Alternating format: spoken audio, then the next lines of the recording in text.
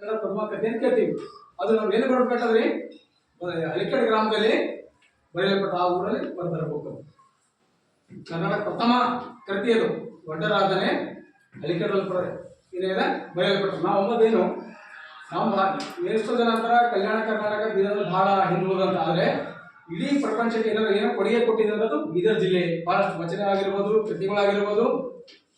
ಇನ್ನೊಂದು ಚಿಲ್ಲಿನಿ ಗ್ರಾಮದಲ್ಲಿ ಸರ್ ಒಂದು ಮೌಲಾನಾಥ್ ಒಂದು ಮಸೀದಿ ಇದೆ ಸರ್. ಉರ್ದು ಏನು ಕೃತಿ ಇರ್ತದೆ ಸರ್, ಒಡ್ಡರಾಧನೆ ಇದ್ದಾಗ ಉರ್ದವರು ಪ್ರಥಮ ಕೃತಿ ಸರ್ ಅದು ಕೊಟ್ಟಂಥದ್ದು. ಇಲ್ಲಿ ಬಹಳಷ್ಟು ನಮ್ಮ ಬೀದರಲ್ಲಿ ಸುಮಾರು 700 ಕವಿಗಳಿದ್ದಾರೆ. ಕವಿಗಳು ಗೊತ್ತಲ್ಲ, ಲೇಖಕರು ಹಾಡಾಡೋರು ಬರೆಯೋದಲ್ಲ. 700 ಸುಮಾರು 300 ಜನ ಶಿಕ್ಷಕರ ನಮ್ಮಲ್ಲಿ ಕವಿಗಳು ಬರೀತಾರಲ್ಲ ಬುಕ್ಗಳು ಬಹಳಷ್ಟು. ಬೀದರು ಬಹಳಷ್ಟು ಕೊಡುಗೆ ಕೊಟ್ಟರ. ಈ ಮಣ್ಣಲ್ಲಿ ಬಹಳಷ್ಟು ಒಂದು ಅದ್ಭುತ ಶಕ್ತಿ ಇದೆ. ಹಾಗಾಗಿ ನಾವೆಲ್ಲ ಕನ್ನಡವನ್ನು ಕಲಿಬೇಕು. ಕನ್ನಡ ಯಾಕೆ ಕಲಿಬೇಕಂದಾಗ ಒಂದು ಹಿಡಿದು 10ನೇ ತರಗತಿ ಕನ್ನಡದಲ್ಲೇ ಇರಬೇಕು. ಒಂದೇ ಶೈಲಿಯಲ್ಲಿ ನಾವು ಓದಿದಾಗ ನಮ್ಗೆ ಗ್ರಾಮೀಣನೂ ಸಿಗ್ತದೆ, ಕನ್ನಡ ಮಾಧ್ಯಮನೂ ಸಿಗ್ತದೆ. ನೀವು ಯಾವ್ದಾರ ನೀವು PUC ಮಾಡಿ ಸೈನ್ಸ್ ಅಥವಾ ಡಿಪ್ಲೊಮಾ BSc ನರ್ಸಿಂಗ್ ಹೋಗಿ ಅಂದಾಗ ನಿಮ್ಗೆ ಕೇಳ್ತಾರೆ ಕನ್ನಡ ಓದಿದ್ರೆ ನಿಮ್ಗೆ 5% ಅಥವಾ 10% ಮಿಸತ್ವ ಸಿಗ್ತದೆ. ನಿಮ್ಗೆ ಮುಂದೆ ಅದೇ ರೀತಿ ಅನುಕೂಲ ಆಗ್ತಾ ಹೋಗ್ತದೆ. ಮತ್ತು ಕನ್ನಡ ಕಲಿಯುವ ನಿಮ್ಗೆ ಮುಂದೆ ನಮಗೆ ಸರ್ಕಾರಿ ನೌಕರದಲ್ಲಿ ಗ್ರಾಮೀಣ ಮತ್ತು ಕನ್ನಡ ಅಂತ ಕೊಡ್ತಾರೆ. ಕನ್ನಡನ ಯಾಕೆ ಕಲಿಬೇಕಂದಾಗ ಕನ್ನಡ ನಾವು ನೀವು ಕಲಿತ ಮಾತ್ರ ಸರ್ಕಾರಿ ಶಾಲೆಗಳು ಉಳಿತಾವ್ರಿ. ಈಗಿನ ಪರಿಸ್ಥಿತಿ ಹೆಂಗದ, ಎಲ್ಲರೂ ABCD ಕನ್ನಡ LKG 3 ವರ್ಷ ಇರ್ತ ಸುಮ್ಮನೆ ಆಗ್ತಾ ಇದ್ದಾರೆ. ವಾಟ್ ಅಂದ್ರೆ ನನ್ನ ಮಗ ಹುಷಾರ ತಿಳ್ಕೊತಾರೆ. ಬಟ್ ಎಲ್ಲಕ್ಕಿಂತ ನೋಡ್ರಿ, ನಾವು ಯಾವುದೇ ಒಂದು ಹುಡುಗ ಇಂಗ್ಲೀಷ್ ಮೀಡಿಯಮ್ ಕನ್ನಡ ಮೀಡಿಯಮ್ ಕರ್ಚಾರ ಅವಾಗ ಬೆಳತಿಗೆ ಅವ್ರು ಇರ್ತಾನೆ ಬಿದ್ದಂತ ಏನಂತಾನೆ ಫಸ್ಟ್ ಹೇಳ್ಬೇಕಾದ್ರೆ ಹಿಂಗ ಏನಂತ ನಾವು ಫಸ್ಟ್ ಏನಂತಾನ ಯವ್ವ ಅಂತ. ಮತ್ತು ಮಮ್ಮಿ ಇರ್ಬೇಕು ನೀವು ಹಿಂಗ ಹೋಗಿ ಬೆಳ್ದಂತ ಬೆಳತಿಗೆ ಏನಂತಾನೆ ಬಾಳಾಗ ಏನ್ ಬರ್ತದ ಅವ್ವ ಅಂತ, ನಾವು ಯವ್ವ ಅಂತ. ಹೌದಾ? ನೀವು ಬೆಳೆದಿದ್ರೆ ನೀವು ಅವ್ವನೇ ಅಂತೀರಿ, ಆಗಿರೋದ್ರೆ ಅವ್ವನೇ ಅಂತೀರಿ. ಅಂದ್ರ ನಮ್ಮ ಕನ್ನಡ ನಮ್ಗೆ ರಕ್ತಗತದ ಆಗಿ ನಾವು ಅದೇನೋ ನಾವೇನ್ ಮಾಡ್ತೀವಿ ಟಾಪಿಷನ್ ಮಾಡ್ತೀವಿ, ಸಾಧ್ಯ ಇಲ್ಲ. ನಾವು ನೀವು ಕರೆಕ್ಟ್ ಕನ್ನಡ ಶಾಲೆಗಳು ನೀವು ಇರುವಂತ ನೀವು ಒಳ್ಳೆ ಮಾಡಬೇಕು. ಯಾವರು ಪ್ರೈವೇಟ್ ಶಾಲೆ ಹಾಕ್ಲಕ್ಕೆ ಹೋಗ್ಬೇಡ್ರಿ. ಸುಮ್ಮನೆ 20-30 ಸಾವಿರ ರೂಪಾಯಿ ರೊಕ್ಕ ಕೊಡಬೇಡ್ರಿ. ನಮಗೆ ಬೂಟ್ ಕೊಡ್ತಾರ, ಬಟ್ಟೆ ಕೊಡ್ತಾರ, ಬಟ್ಟೆ ಕೊಡತ್ತಾರ, ಹೊಟ್ಟೆ ತುಂಬ ಅನ್ನ ಅದ. ನಮ್ಮ ಇನ್ನೊಂದು ಹೇಳ್ಬೇಕು, ನೀವು ನಿಮ್ಮ ಶಾಲೆಗೆ ನಿಮ್ಮ ಪ್ರೈವೇಟ್ ಶಾಲೆಯಾಗ 10ನೇ ಕ್ಲಾಸ್ ಟೀಚಿಂಗ್ ಹೇಳ್ತಾರ. ನಮ್ಮಲ್ಲಿ TET CET ಇವೆಲ್ಲ ಕಲ್ಕೊಂಡು ನಮ್ಗೆ ಭಾಳ PhD ನಾಲೆಜ್ ಹೇಳ್ತಾರ. ನಮಗೆ ಹೇಳ್ತಾರ ನೀವೆಲ್ಲ ಹೇಳ್ಬೇಕು. ಎಲ್ಲೇ ಹೋಗ್ಬೇಕು ಟೀಚರ್ ಬೇಕು, ನಮ್ಮ ಸರ್ ಹಿಂಗೆ ಹೇಳ್ತಾರ, ಇದು ಹೇಳ್ತಾರ, ಹಿಂಗೆ ಮಾಡಿ ಹೇಳ್ಬೇಕು. ಅಂದಾಗ ಕನ್ನಡವನ್ನು ಬೆಳೀತದ. ಸಣ್ಣ ಮಕ್ಕಳು ನಿಮ್ಗೆ ಅರ್ಥವನ್ನು ಹೊಡಿತಿರ್ತಾವ. ಖಾಲಿ ಡ್ರೆಸ್ ಹಾಕ್ತಾ ಹೋಗ್ಬಿಡ್ತದೆ, ಗಜ್ಜೆ ಹಾಕೊಂಡು ಹೋಗ್ತಾರೆ, ಏನು ಕೇಳ್ತಾರೆ ನೋಡ್ತಾರೆ, ಬರೋದು ಅನ್ಕೋತಾರೆ. ನೀವು ಹೇಳಬೇಕು. ಇವೆಲ್ಲ ನೀವು ಬೇರೆ ಊರಿಗೆ ಹೋಗ್ತೀವಿ, ಅಣ್ಣ ತಮ್ಮ ಅಲ್ಲಿ ಹೇಳ್ಬೇಕು. ಕನ್ನಡ ಶಾಲೆಗೆ ಓದಬೇಕು. ಕನ್ನಡವನ್ನು ಓದಿದಾಗ ಮಾತ್ರ ಕನ್ನಡ ಶಾಲೆ ಉಳಿತಾವ. ಆಗ ಒಂದ್ ವೇಳೆ ನಾವು ಓದಲಿಲ್ಲ ಅಂತ ನಾವು ಎಲ್ಲ ಏನಂತ ಕನ್ನಡ ಹೊಂಟೋಗ್ಬಿಡ್ತದೆ. ಕನ್ನಡ ಅಂತಿರಲ್ಲ, ಆಚೆ ಮತ್ತೆ ಹ್ಯಾಂಗ್ ಸಬ್ಜೆಕ್ಟ್ ಹಂಗೆ ಬಂದಿರ್ತದ. ABCD XY ಅಂತ ಎಲ್ಲ ಶಾಲೆ ಬಂದಿರ್ತ, ನೌಕರಿ ಯಾರಿಗೆ ಸಿಗಲ್ಲ. ಈಗ ಅಲ್ಲಿ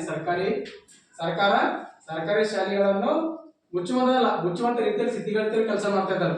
ಹಾಗಾಗಿ ನೀವು ಯಾಕೆ ಹೇಳ್ತೀವಿ ಅಂದ್ರೆ ನಾವ್ಯಾಕೆ ಟ್ರೀಟ್ ಮಾಡ್ತೀವಿ ಅಂದ್ರೆ ನಮ್ದು ನಾನು ಒಂದು ಕೆಲಸ ಪಾಠ ಮಾಡ್ತೀನಿ ಹೋಗಿ ನಾವ್ಯಾಕೆ ಹೇಳ್ತೀವಿ ಅಂದ್ರೆ ಈ ಒಂದ್ ವೇಳೆ ಹಿಂಗೆ ಬಿಟ್ಟಿರೋ ಅಂತ ಸಂಸ್ಥೆ ಎಲ್ಲ ಶಾಲೆಗಳು ಬಂದಾಗ್ತಾವ. ನೀವು ನಿಮ್ಮಿಂದಲ್ಲ ಉಳಿಬೇಕಾದ್ರೆ ನಿಮ್ಮ ಮಕ್ಕಳುಗಳಿಂದ. ನೀವು ಕಡೆ ಏನು ಮಾಡೋದಿಲ್ಲ, ಯಾರಿಗೆ ಹೇಳೋದಿಲ್ಲ, ನಮ್ಗೆ ಹೇಳ್ಬೇಡ್ರಿ.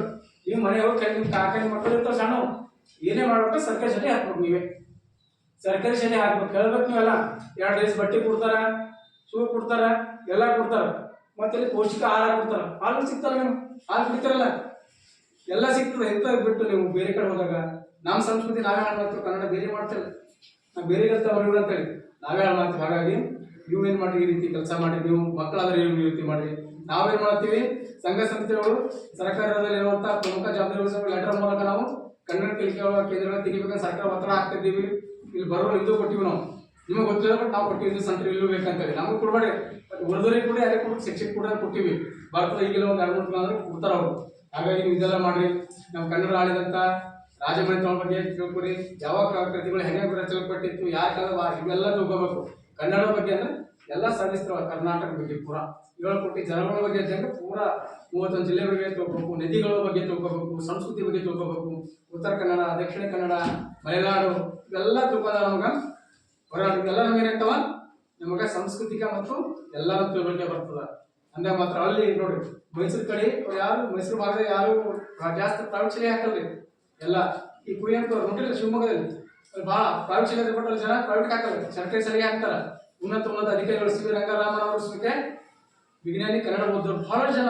ಈಗ ನಾವು ಎಷ್ಟು ವಿಜ್ಞಾನಿಗಳು ನೋಡ್ತೀವಲ್ಲ, ಈ ಜ್ಞಾನಪೀಠ ಪ್ರಶಸ್ತಿ ಪಡೆದವರೆಲ್ಲ ಇಂಗ್ಲೀಷ್ ಅಲ್ಲಿ ಅವರೆಲ್ಲ 8 ಜನ ಏನಾರ ಅವರು ಹುಡುಗರು ನೀವು ಅವರೆಲ್ಲ ಕನ್ನಡ. ಕುಯ್ಯಪ್ಪ ಅವರು ಇಂಗ್ಲೀಷ್ ಲೆಕ್ಚರ್ ಅವರು, ಆದ್ರೂ ಬಟ್ ಕನ್ನಡಕ್ಕೆ ಯಾವ ಮೆಚ್ಚ ಕನ್ನಡದಲ್ಲಿ ಜ್ಞಾನಪೀಠ ಪ್ರಶಸ್ತಿ ಪಡ್ಕೊಂಡ್ರು.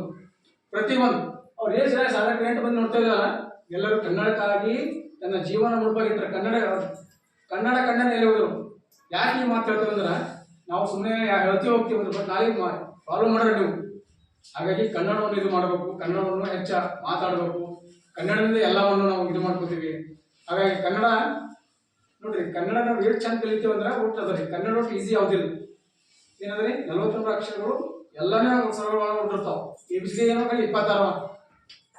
ಆದ್ರ ನಾವು ಮೊದಲು ಕನ್ನಡವನ್ನೇ ಕಲಿಯಬೇಕು, ಕನ್ನಡ ಇದು ಮಾಡಬೇಕು. ಮತ್ತೆ ಇನ್ನೊಂದು ವಿಶೇಷವಾಗಿ ನಿಮ್ಗೆ ಹೇಳ್ತೀನಿ ನಾನು, ಸರಿ ಕೊಡೋಣ. ವಿಶೇಷವಾಗಿ ಜೂನ್ ಬಂತಲ್ಲ, ಜೂನ್ ಬಂದಾಗ ನೀವು ಎಲ್ಲ ಶಾಲೆಗಳು ಬೇರೆ ಬೇರೆ ಎಲ್ಲ ಪ್ರಚಾರ ಮಾಡ್ತಿರ್ತಾರೆ, ನಮ್ಮ ಶಾಲೆಗೆ ನಿಮ್ಮ ಶಾಲೆಗೆ ಬರ್ರಿ ಅಂತೇಳಿ. ನೀವು ಯಾವ ಏನು ಮಾಡ್ರಿ, ಇಲ್ಲಿ ಮುಂದೆ TC ಹೋದ್ರು ಮುಂದೆ ಸರ್ಕಾರಿ ಶಾಲೆಗೆ ಹೆಸರು ಹೊರತು ಪ್ರೈವೇಟ್ ಹಚ್ಚಲಾಕ ಹೋಗ್ಬೇಡ್ರಿ. ಎಲ್ಲ ಇಲ್ಲಿ ಎಲ್ಲ ಮೂಲ ಸೌಕರ್ಯಗಳು ಇರುವಂತ ಶಿಕ್ಷಕರು ಇರ್ತಾರ, ಎಲ್ಲ SLC ಹೇಳ್ತಾರೆ, ನಿಮ್ಮ ಸಬ್ಜೆಕ್ಟ್ ಹೇಳ್ತಾರೆ, ಬೆಲೆ ಕೊಡ್ತಾರೆ. ಒಂದು ಇಸ್ಪಿ ಹೇಳಲ್ಲ ನಮ್ಮಲ್ಲಿ ಇದೆ. ಎಲ್ಲ ಹೆಂಗೆ ಶಾಣೆ ಅಂತ ಹೋದ್ರು ಪೂರ SLC ಪೂರಾ ಫಿಲ್ ಆಗಿಬಿಟ್ರೆ ಒಂದು ಇದಿಲ್ಲ. ನೀವು ಇಲ್ಲೇ ಓದಿದ್ರೆ ಎಲ್ಲ ಸೌಕರ್ಯ ಇರ್ತದ, ಎಲ್ಲ ಟೀಚರ್ ಕ್ವಾಲಿಫೈಡ್ ಇರ್ತಾರ, ಹೋದ್ರೆ ಎಲ್ಲ ಹೇಳ್ತಾರೆ ನಿಮಗೆ. ಅದು ಬಿಟ್ಟು ಬೇರೆ ಕಡೆ ಹೋದ್ರ ಇದಾಗ್ತದೆ. ನಿಮ್ಮ ಶಾಲೆ ನೀವು ರಕ್ಷಿಸಬೇಕು. ನಮ್ಮ ಮನೆ ನಾವು ರಕ್ಷಿಸಬೇಕು, ಬೇರೆ ರಕ್ಷಿಸ್ತಾರೆ. ನಮ್ಮ ಮನೆ ಯಾರು ರಕ್ಷಿಸಬೇಕು? ನಾವೇ ರಕ್ಷಿಸ್ಬೇಕು. ನಿಮ್ಮ ಮನೆ ಶಾಲೆ ಅಂದ್ರೆ ನಾವು ನಮ್ಮ ಮನೆ ಶಿಕ್ಷಕರು ಅಂದ್ರೆ ನಮ್ಮ ತಂದೆ ತಾಯಿ ಪಾಲಕರಿದ್ದಾಗ ಇವರೆಲ್ಲ ಯಾರಿಗೂ ಇದಾಗಬಾರ್ದು, ಹೇಳಿದಂತೆ ಕೇಳಬೇಕು.